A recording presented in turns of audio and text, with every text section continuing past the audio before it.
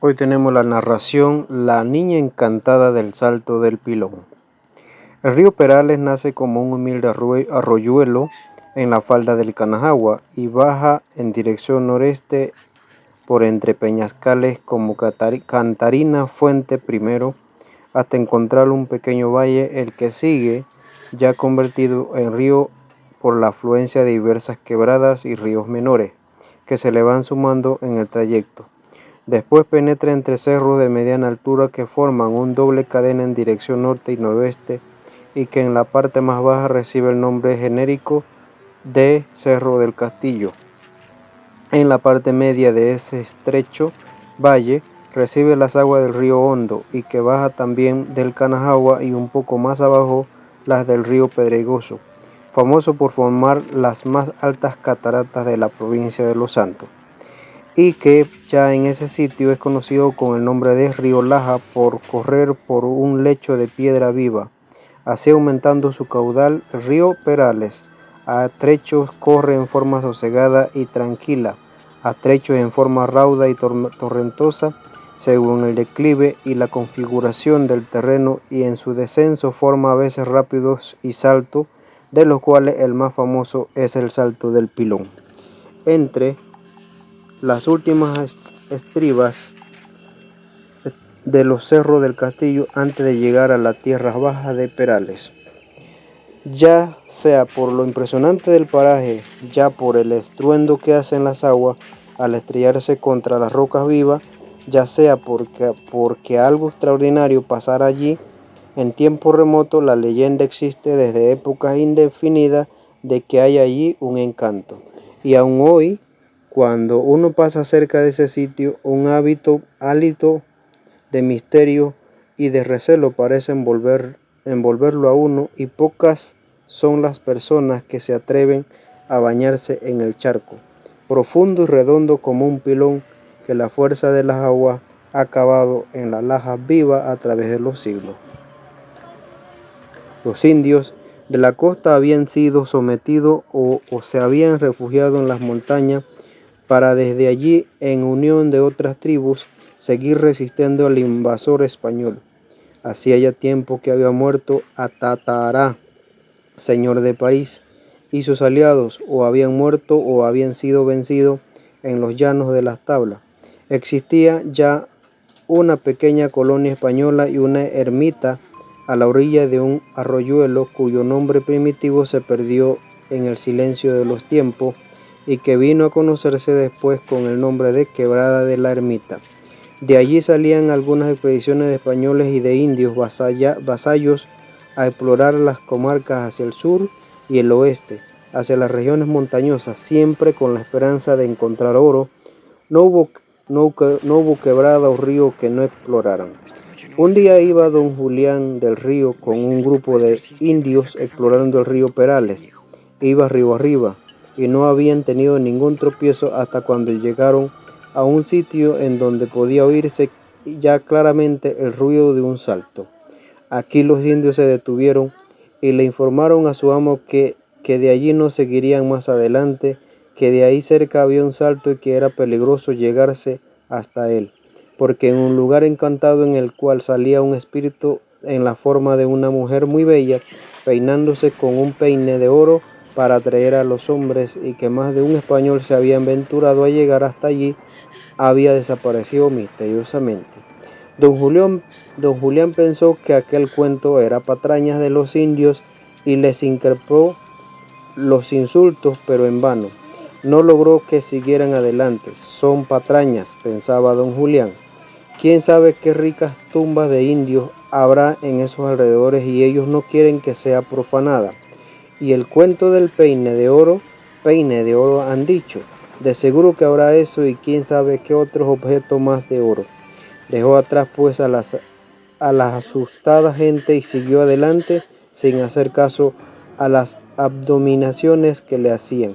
Cuando llegó al sitio en donde estaba el salto, fue sobrecogido por un extraño sentimiento, mezcla de temor supersticioso y de admiración pura y simple. Subió por la orilla izquierda del río hasta llegar a lo más alto de una inmensa barrera de piedra que se levanta transversalmente y cierra el paso al curso natural de la corriente. Contempló el río que se deslizaba por un lecho casi sin declive mansamente hasta encontrar la barrera de piedra inmensa en donde estaba parado. Era evidente que la estación lluviosa, en la formidable crecida del río, toda esa muralla era sobrepasado por las corrientes de agua. Y así a sus pies veíase aquí y allá grietas profundas abiertas en la roca y perforaciones hondas cilíndricas, hechas en las lajas por las aguas en el curso de siglo o milenio. Mas como era las fines de diciembre y comienzo de la estación seca, las aguas claras, transparentes como un cristal, al encontrar la barra alta, transversal y maciza de piedra, se desviaban a la derecha para precipitarse por una amplia brecha, mayor y más baja de todas las demás.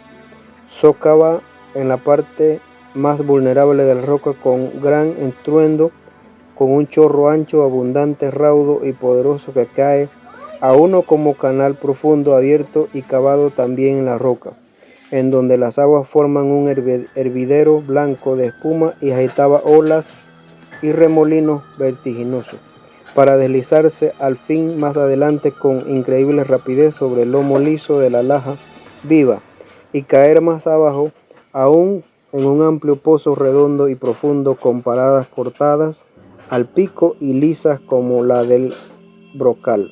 Aquí notaba que las aguas se dividían en dos corrientes, una de menor que gira alrededor del pozo silencioso, de aspecto misterioso, superficie relativamente tranquila y color casi negro, y otra rápida, murmurante y espumosa, que se va gritando o gimiendo hacia una como laguna espaciosa, en donde se remansan las aguas antes de precipitarse de nuevo en un rápido que queda más abajo, en el cual un ruido de agua espumosa y agitada, al romperse contra las piedras que se oponen, rivaliza con el ensordecedor estruendo incesantemente y eterno del salto.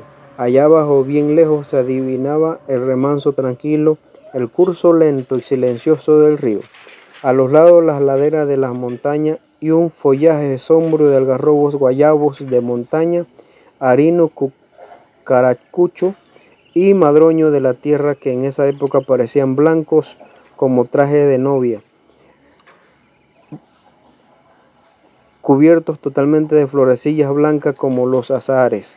Don Julián, que estaba embebedido en la contemplación deleitosa y solemne a un tiempo mismo de este paraje bello y salvaje, se había olvidado de la superstición de los indios, pero los madroños blancos como traje de novia le hicieron recordarla. Y en un instante después, atónito, mudo de asombro, contempló la más bella y extraordinaria visión del mundo. Sobre el hervidero de las aguas, en la neblina sutil que se levantaban de ellas, enfrente del chorro se dibujaban los colores del iris. De pronto vio surgir entre las espumas y como envuelta en el arco iris, una figura esbelta y blanca de una mujer. Luego la vio que alzó la trenza de oro con una mano fina y blanca, donde brillaban el sol como diamante, las gotas de agua, y que con las otras manos empezó a peinarlas como un peine amarillo y reluciente como el oro. Estaba desnuda, y sus senos y sus talles y su cintura, sus muslos y sus piernas, todo eran perfectos. Don Julián temblaba de emoción y de espanto, pero ella no miró con sus ojos azules de un azul profundo, y le sonrió con tal dulzura que en un instante se sintió sin miedo alguno y más bien dispuesto a seguir tras esa hermosa aparición, atraído como se sentía por su divina belleza. ¿A quién quieres más?, le dijo al fin la niña encantada o encantadora. ¿A mí o al peine? Por un instante don Julián permaneció mudo, presa del asombro y del recelo. Luego, casi sin saber lo que decía, para contestar a la pregunta: a ti, oh divina criatura, a ti, mujer o demonio, lo que sea, a ti, hermosa mujer, cuya belleza sin igual me ha hecho sentir una pasión sublime, dijo don Julián con notable vehemencia. Sonrió la hermosa entonces y díjole: te has salvado, Julián del Río, porque te has olvidado del oro envilecedor. Si hubieras mencionado siquiera la palabra oro, habría rodado a ese abismo que se abre a mis pies. Yo cuido los tesoros de estas montañas, y a los que han llegado hasta aquí con sed de oro les he dado su castigo. Pero tú, que prefieres la belleza al oro, te has salvado, puedes irte, enhorabuena. Don Julián la miraba extasiado, absorto y en silencio. Sintió una ansia infinita de besar sus labios, de acariciar ese cuerpo virginal, blanco, sonrosado y tierno, y sentía como una voluptuosidad nueva, distinta, desconocida, lo envolvía como en sutiles redes. Se olvidó de que esa no era una mujer real, sino un encanto. Se olvidó de todo al fin le dijo con tono enronquecida por la emoción de amor: te adoro, mi princesa, no me pides que te deje. Y como la niña encantada comenzara a hundirse suavemente entre las espumas de las aguas turbulentas, don Julián, que estaba al borde de la roca, cortada a pico sobre el precipicio, se lanzó tras ella y, enlazado a su angelical figura, se fue hasta el fondo de las aguas agitadas.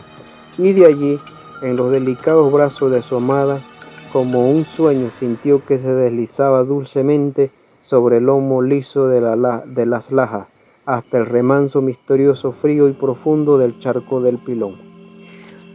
Hasta las hadas tienen sus amores. Desde aquel día la niña encantada del Salto del Pilón no ha vuelto a salir a más nadie. Una narración acerca de la niña encantada del Salto del Pilón. Muchas gracias. Deje su like para compartir y síguenos para más.